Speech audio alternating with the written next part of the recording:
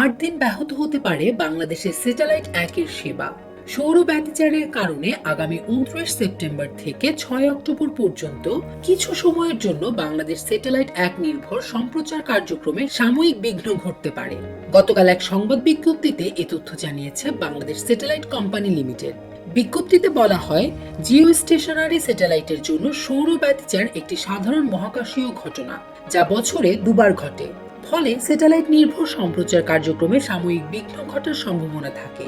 Bangladesh satellite 1 এর ক্ষেত্রে 29 September থেকে 6 অক্টোবর পর্যন্ত কিছু সময় সম্প্রচার কার্যক্রমে বিঘ্ন দেখা দিতে পারে।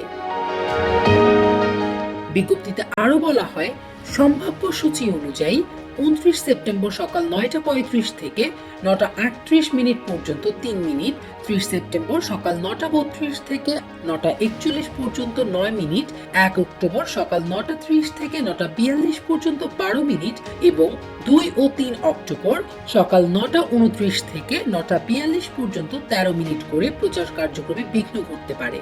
এছাড়া 4 অক্টোবর সকাল 9:29 থেকে 9:41 পর্যন্ত 12 মিনিট, 5 অক্টোবর 9:29 থেকে 9:40 পর্যন্ত 11 মিনিট এবং 6 অক্টোবর সকাল 9:30 থেকে 9:38 পর্যন্ত 8 মিনিট সাময়িক সম্প্রচার ব্যাঘাতের আশঙ্কা রয়েছে।